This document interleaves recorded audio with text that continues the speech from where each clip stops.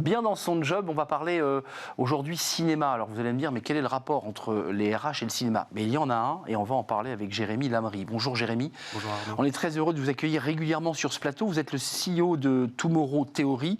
Je rappelle votre dernier livre, Soft Skills, qui est vraiment un livre référence sur le sujet des soft skills.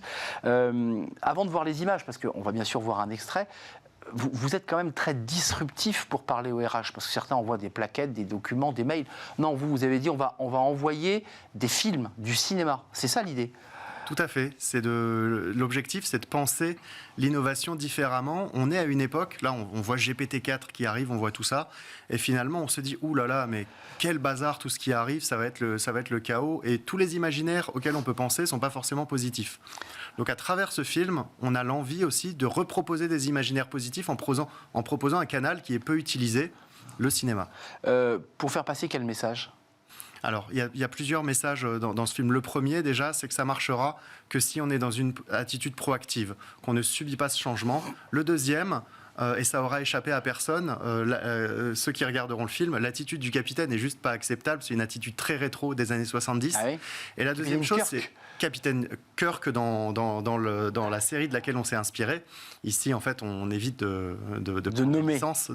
Oui, parce que juridiquement, c'est pas autorisé. Exactement. Mais un point important qui est de dire, en fait, cette organisation qui va apporter l'innovation RH ailleurs, elle n'est pas parfaite. Il y a beaucoup de choses à redire sur la communication, la gouvernance, les postures. Et c'est un point important aujourd'hui, il ne faut pas attendre d'être parfait pour agir. On peut, avec ce qu'on appelle le growth mindset, une pensée positive de l'évolution, c'est se dire qu'on va itérer, apprendre, s'améliorer petit à petit. Il ne faut pas attendre d'être parfait pour faire les choses. Vous avez choisi le thème de la science-fiction parce que j'ai un peu spoilé les images que l'on va voir. Inspiré, je dis bien librement inspiré de Star Trek pour ceux qui ont connu cette série lorsqu'ils étaient jeunes, ce qui est mon cas. Un extrait de ce film, tourné en fond vert, faut-il le préciser. C'est de la science-fiction ramenée évidemment au présent aujourd'hui. Regardez cet extrait. Je vous ai raconté la fois où on a été téléporté sur une planète de singes en cravate? Au moins une douzaine de fois, capitaine. C'est génial la façon dont ils se sont emparés du système de NFT de compétences. Ça va changer leur façon de recruter, de former, absolument tout. Le taux de réussite de cette mission était satisfaisant par rapport aux projections initiales. Néanmoins, je ne minimiserai pas l'importance du travail systémique préparatoire, Monsieur Gaspard. Message entrant. De l'Admiral Stowe, de HR Fleet. Connectez l'hologramme.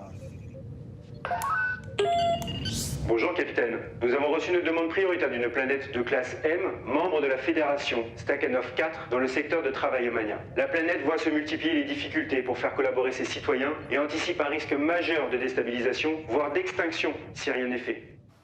Bon, voilà, on est plongé dans l'actualité à travers... c'est génial, hein. Alors, les oreilles sont parfaitement faites. Il y a quand même du décor, il y a quand même quelques outils. Ça vous a pris combien de temps, juste comme ça, en termes de production cinématographique? Alors, on a collaboré avec le studio Circuit Court et on a réussi à tourner en une journée.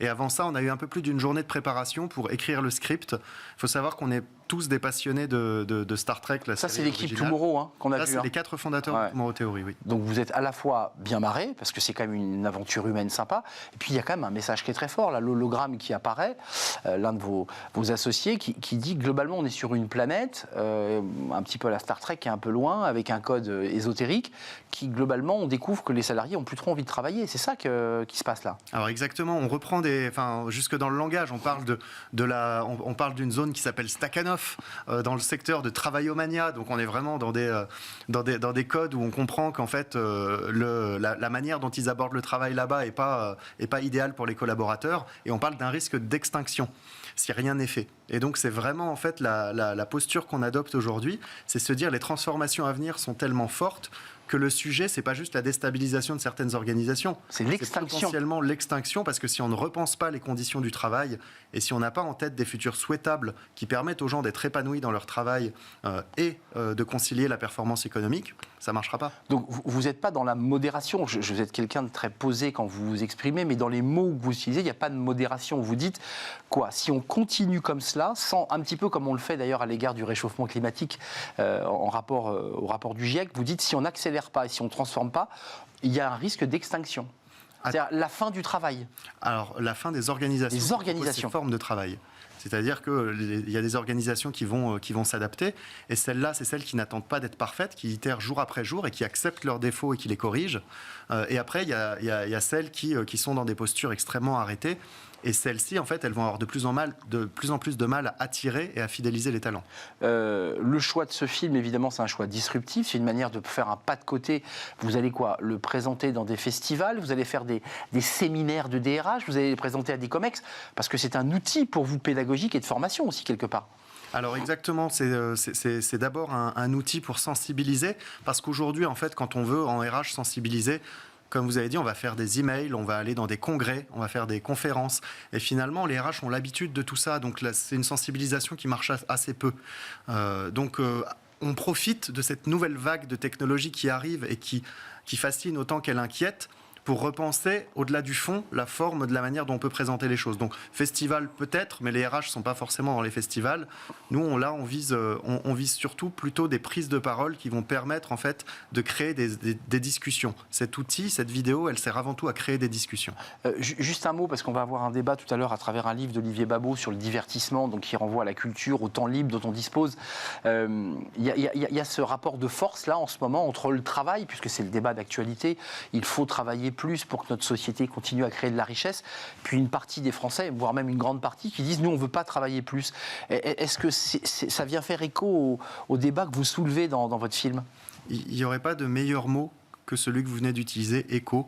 Ce projet s'appelle le projet Explorer, le prochain projet s'appelle le projet Écho. Et tout ça, ça fait référence en fait à une réflexion qu'on a en ce moment qui va paraître dans notre prochain livre le 15 juin sur comment travailler à l'ère des IA génératives, où on explique un petit peu la théorie du déversement. Et donc dans cette théorie du déversement, on explique que quand on arrive à augmenter la performance dans un secteur donné, les travailleurs de ce secteur se déversent dans le secteur suivant. Secteur primaire, on est ensuite passé dans le secondaire tertiaire. Aujourd'hui, les IA qui arrivent promettent de déverser les gens, mais dans quoi ? On n'a pas de secteur quaternaire. Le secteur quaternaire, c'est le secteur de la contribution sociétale. Aujourd'hui, on n'a pas de modèle économique pour ce secteur-là. Et donc aujourd'hui, on ne peut que penser la fin du travail telle qu'on la connaît parce qu'on n'a pas repensé le travail. Et je pense qu'on est à un stade extrêmement important. Là, on voit en ce moment, dans une actualité extrêmement riche sur le débat sur les retraites. Et en fait, c'est un débat qui est extrêmement important, mais je pense qu'il faudrait également adresser la question de ça veut dire quoi travailler dans 20 ans ? Ça veut dire qu'on est dans un impensé, c'est-à-dire qu'on n'a pas imaginé, avec l'accélération de nos technologies, la manière dont on allait déverser ces nouveaux collaborateurs, puisqu'on le voit même, moteur thermique vers les moteurs électriques, et on voit que les industries sont prises de vitesse.